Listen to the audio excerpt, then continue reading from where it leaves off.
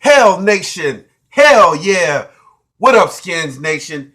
It's your boy, Fred Watson Jr., back with another edition of Pigskin Facts, History, and News. And this week, we had our first preseason game. But I'll get to that later. All right. First, let's get to our facts. Had some questions for you last week. As promised, I told you I would give you the answers to those. So, without further ado, let's get into it.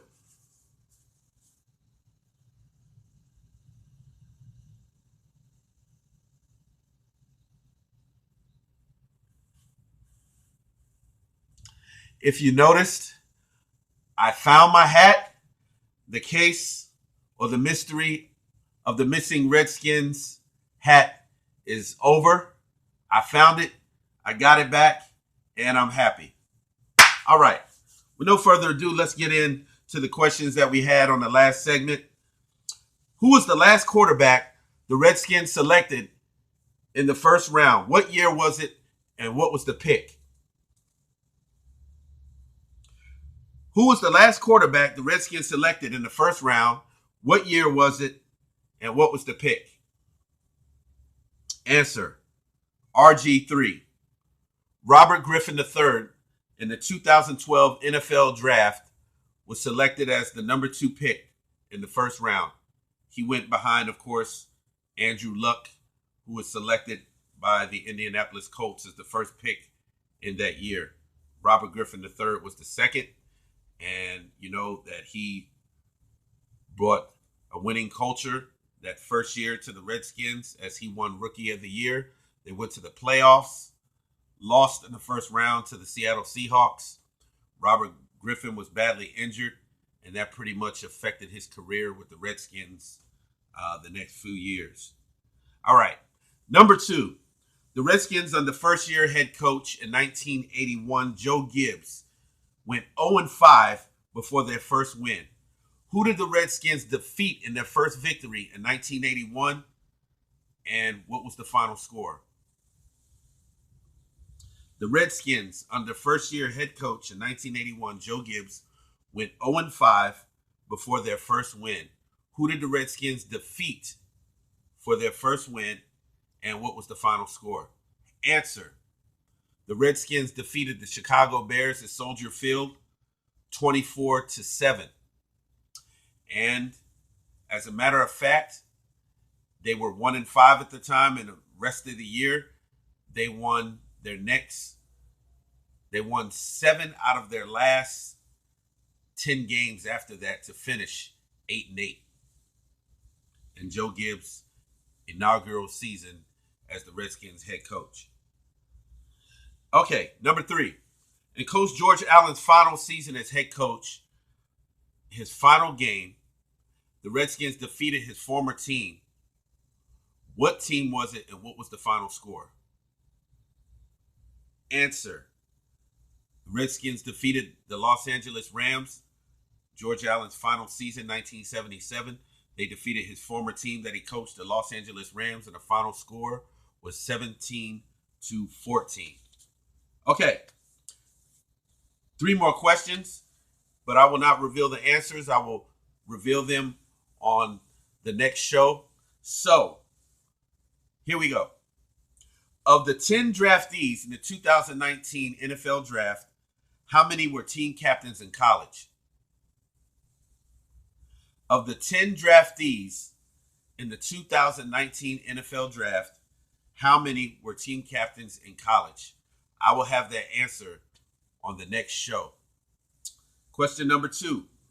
What Redskins quarterback has the most consecutive passes attempted with no interceptions in a season? What Redskins quarterback has the most consecutive passes attempted with no interceptions in a season? I will have that answer on the next segment. Last question. What running back has the most 100-yard rushing games in his career as a Redskin?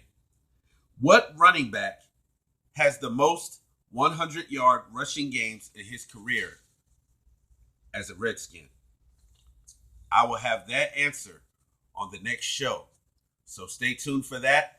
If you think you know the answers to these questions, please feel free to give your comments. Once again, if you're just watching for the first time, welcome to Pigskin Facts, History, and News. Once again, I'm your host, Fred Watson Jr. Please hit that subscribe button. Leave your comments. I'd love to hear from you. And we're going to have a good time. Okay, now let's get into our history lesson.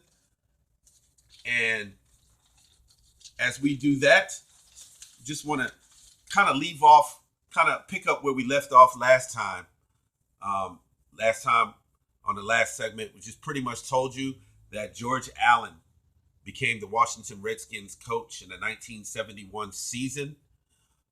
His second year, they won the division. They finished at 11-3, and they beat the Dallas Cowboys in the NFC Championship game, 26-3. And our history lesson today brings us to 1972, where the Redskins were taking on, they made it to the Super Bowl. They beat the Dallas Cowboys in the championship game. They made it to the Super Bowl, and they were facing a formidable opponent in the undefeated historic team of the Miami Dolphins. And we had two future Hall of Fame coaches, George Allen, who formerly coached the LA Rams, and Don Shula, who was then coach of the Miami Dolphins, was a former coach of the Baltimore Colts, and he lost a Super Bowl as the Colts coach, and he was coming back. And the year before, the Miami Dolphins were crushed by the Dallas Cowboys in Super Bowl VI.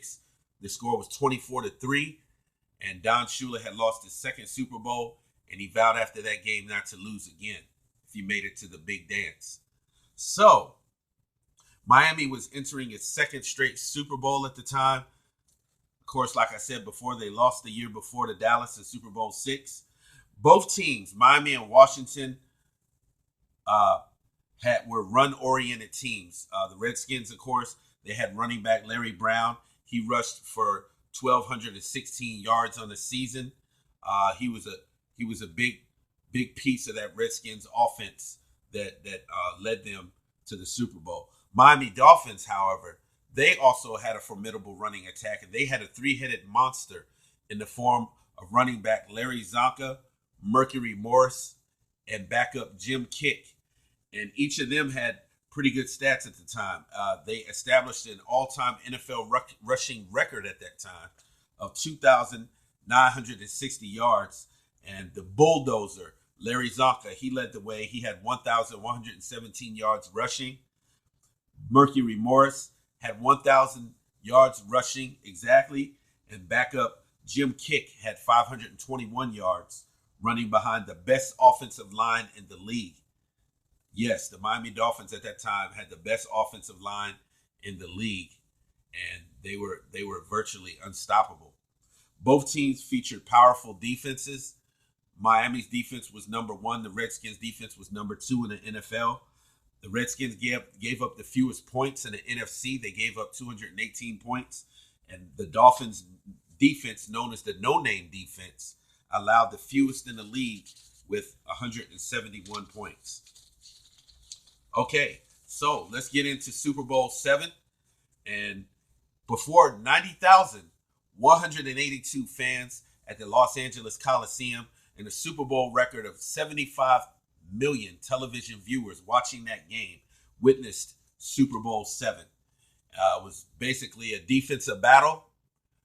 Had a few good big plays, but in the end, the Miami Dolphins prevailed, and they finished an unprecedented 16-0, a perfect record, which still stands to this day as the only team in the NFL to finish an entire season and win the Super Bowl undefeated. There were other teams that came pretty close. The 1985 Chicago Bears were a team in mind, and the 2007 New England Patriots. They had actually won 18 games. They made it to the big game, and they lost to the New York Giants 17-14, and it blemished their record at 18-1. Okay, to start the game, the Miami Dolphins escaped a botched punt recovered by the Redskins, but was reversed. The play was reversed due to an interference on a Redskin player, and they also recovered a fumble by their own man at the Dolphins 37. The Dolphins quarterback, Bob Greasy, led their first scoring drive from their own 37 to the Redskins' 28-yard line in 6 plays. He methodically threw the ball, and Miami methodically ran the ball and got to the 28-yard line in 6 plays of the Redskins' 28. The next play, Don Greasy goes back to snap. Bang! Throws a 28-yard pass to receiver Howard Twilley for a touchdown. Garo Yepremian added the extra point, and Miami Dolphins were quickly up 7-0. The Dolphins, they dominated the first half, the rest of the half, as their swarming defense bottled up Redskins running back Larry Brown and harassed their quarterback Billy Kilmer in the pocket.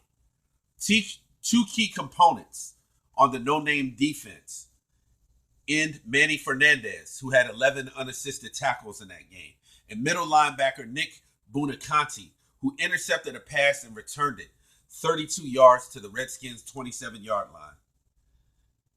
The Dolphins moved the ball again to the 2-yard line. And from the 2-yard line, Jim Kick, the backup running back behind Morris and Zonka, ran it in from there, and suddenly the extra point gave Miami a 14-0 lead, halftime lead. Fired up, Redskins head coach George Allen tried to spark his team, saying, "Every damn guy in here now, everybody, listen to this. We have 30 minutes to live." So the Redskins were inspired by their coach, and they went out, and they came out in the second half throwing the ball a lot more than they did in the first half.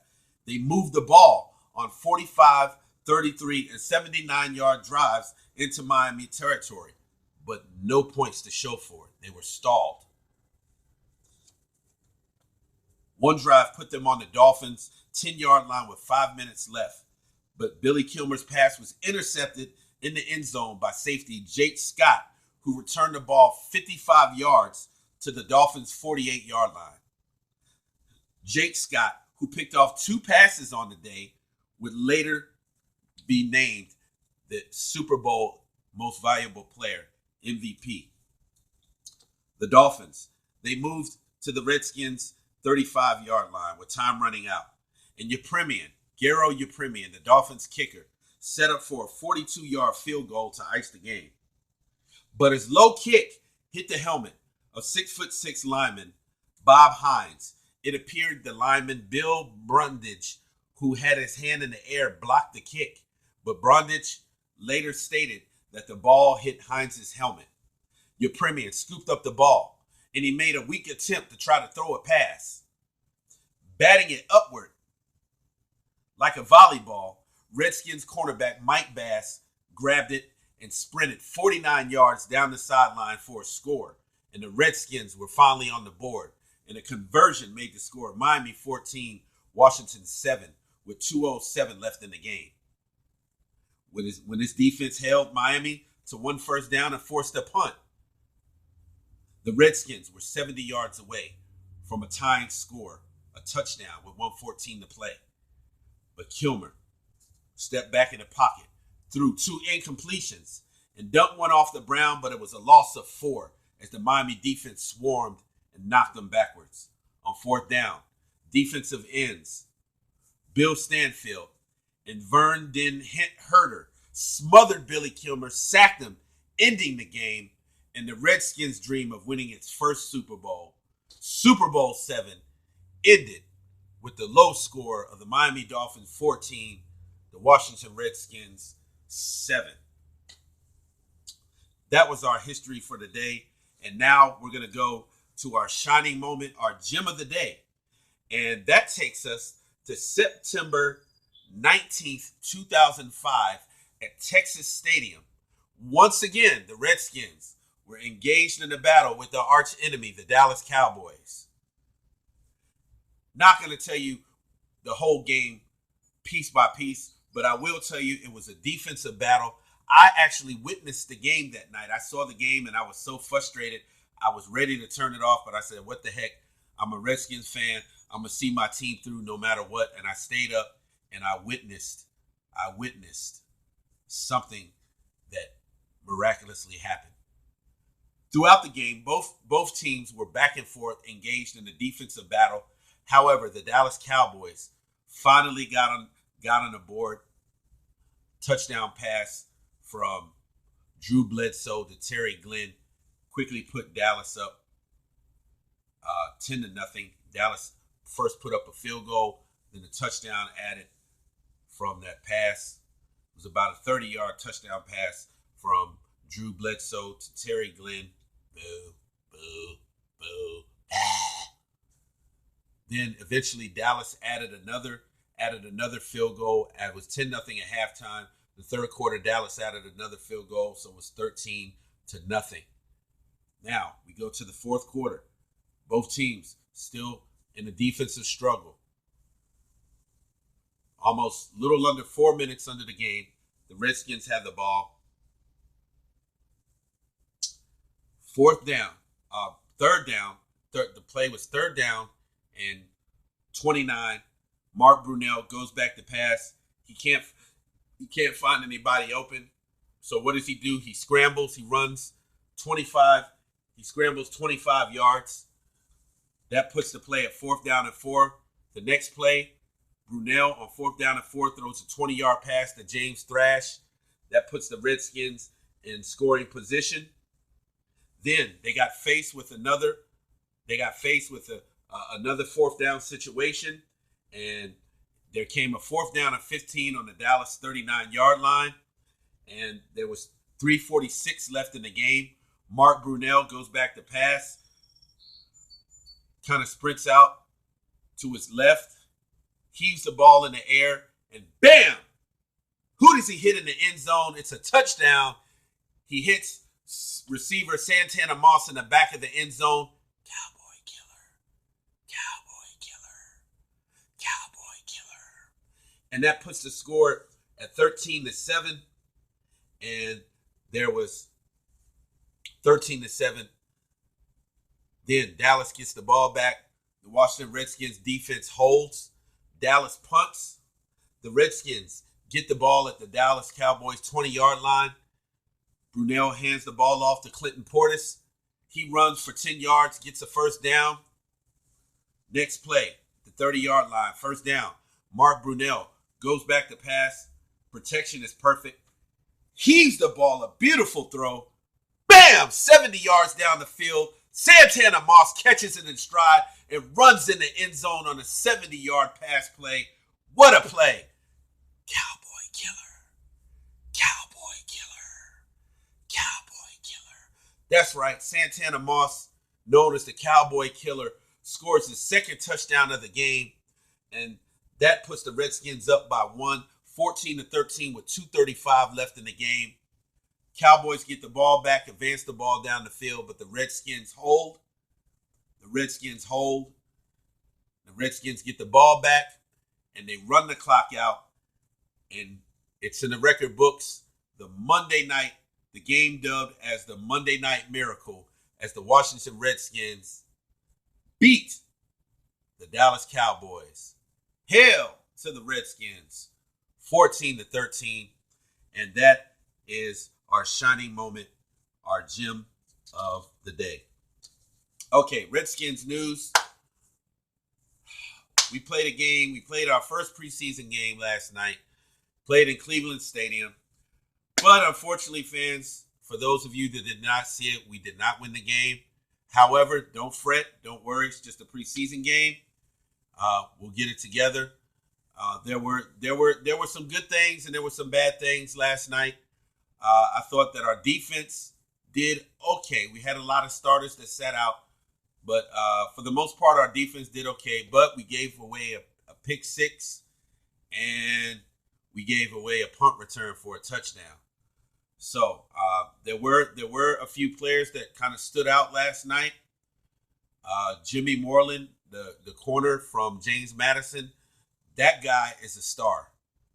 That guy is a star. He played a key role in when the Cleveland Browns were on the goal line and they tried to score and they couldn't get it in, and there was a fumble caused, I believe, on fourth down on that play, and the ball was knocked loose and recovered by the Redskins. And who knocked it loose?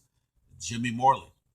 He also had another play where he caused a fumble and a recovery by the Redskins, and he had a couple of pass deflections. So this guy is very impressive, and he's going to be a star. All right.